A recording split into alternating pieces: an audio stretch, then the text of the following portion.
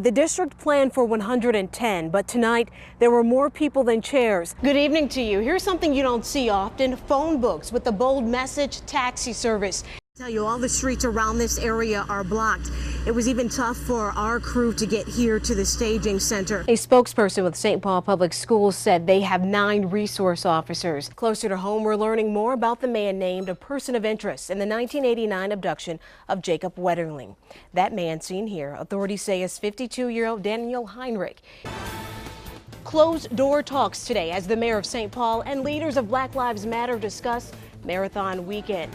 Good morning. I'm Adrienne Broaddus. Diana and Brian have the day off. Thanks so much for joining us. We've got a lot to tell you about. First, today, Russian fighter jets are reportedly bombing ISIS targets in Syria, but U.S. officials aren't so sure about the intended targets. NBC's Keir Simmons explains why. Leaders of Black Lives Matter St. Paul are meeting with Mayor Chris Coleman today. They're discussing the planned protests at this Sunday's Twin Cities Marathon. Here's something folks in the South aren't used to seeing: snow. A major winter storm left up to 10 inches of heavy, wet snow in some places. Well, turning to our weather now, cool and sunny today. Meteorologist Jeff Edmondson is in the backyard with our first look at weather. Jeff, it's October 1st. Okay to use either arm for blood pressure? Throughout life, we all wait for someone or something. Sometimes it's rather quick, sometimes it's not quite so quick. So Tom Meeks is waiting for an update on the condition of his new heart. And I'm just excited to feel it beat again. Casey Heisler waits to hear the rhythm of that heart again. It was a Sunday.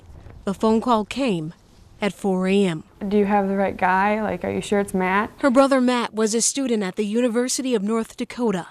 In March, a house fire ended his life. Matt was 21. He was very tender. From a little boy, he was always he had a huge heart. Good to see you. I see you, Doc. And Tom, he now lives with that same heart. You look awesome. I'm telling you, I feel awesome. When you get your license, you check that box, and you think it's just a small thing. At 16, Matt signed up to be an organ donor. There was no alternative for me except a transplant. Because of Tom's age and other health concerns, 5 different hospitals refused to consider him for a heart transplant.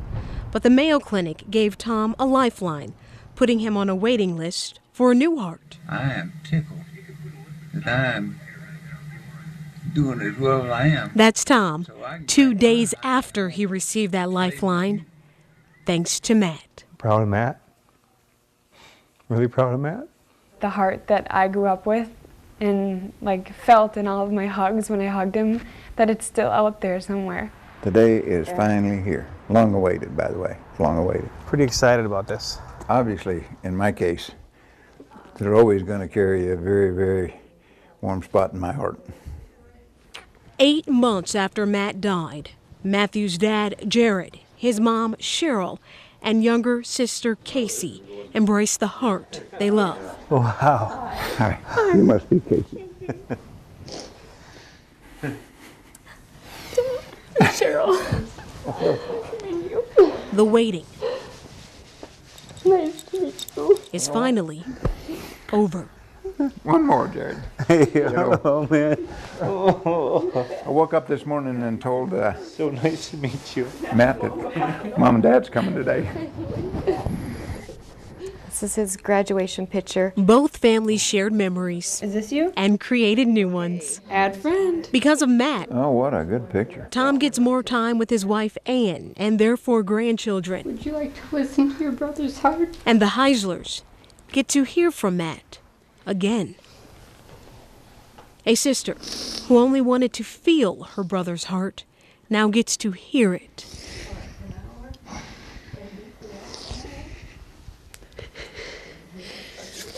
We're all gonna listen. Do I do it this way? Matt didn't just donate his heart. His generosity helped 60 people. A 46-year-old woman received one of Matt's kidneys. The other went to a 56-year-old woman. The life of a 61-year-old man was saved by Matt's gift of a liver. Thank you.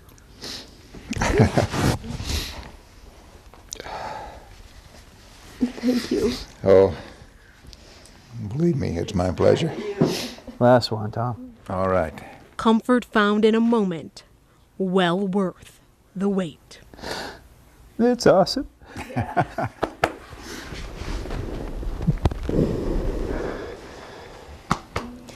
The gift of life never sounded so sweet. Both families say they'll stay in touch. They're already making plans for their next visit in March.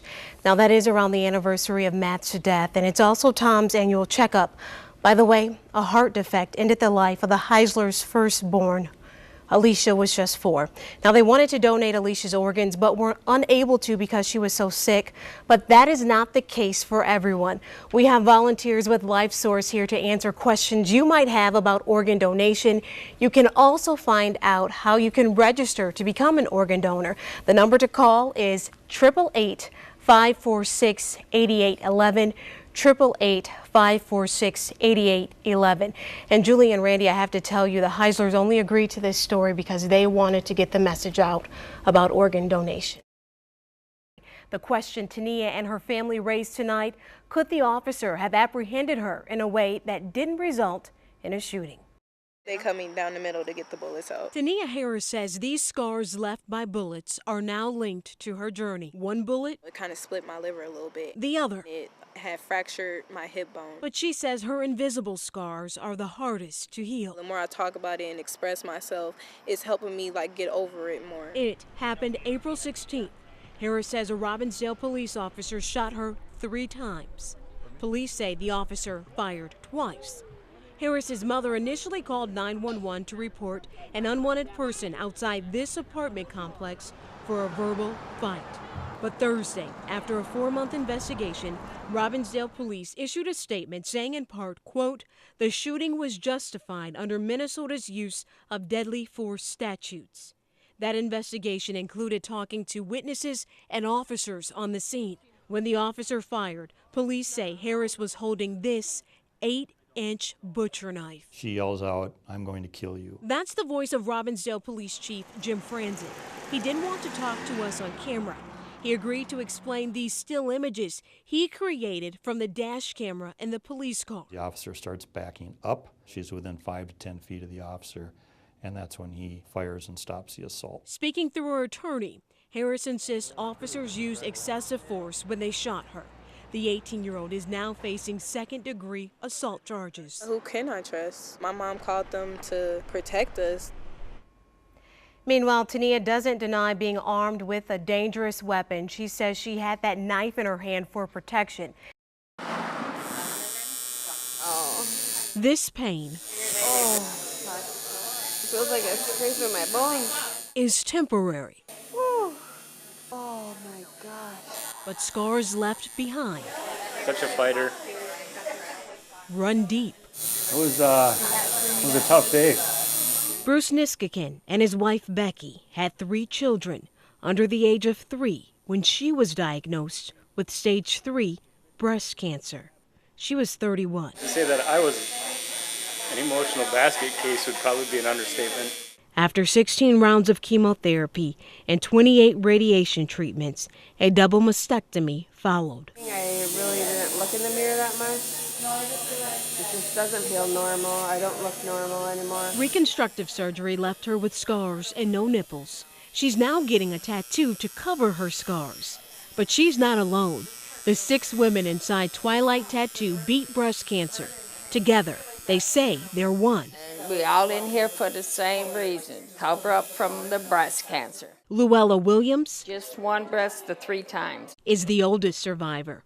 Boxing gloves replaced her scars. Luella and her tattoo artist Joe My aunt passed away from it recently. know the darkest side of the disease. My mother passed away from breast cancer when I was 3 years old. Joe and 5 other Minneapolis tattoo artists dedicated their time and talent to help women transform. It was all part of P Ink Day. Woo! Becky and the others experienced temporary pain in exchange for a new scar, It's going to be a big part of the healing process. a beauty mark that will last forever. And I know that things are going to just get so much better. Adrienne Broaddus, KARE 11 News.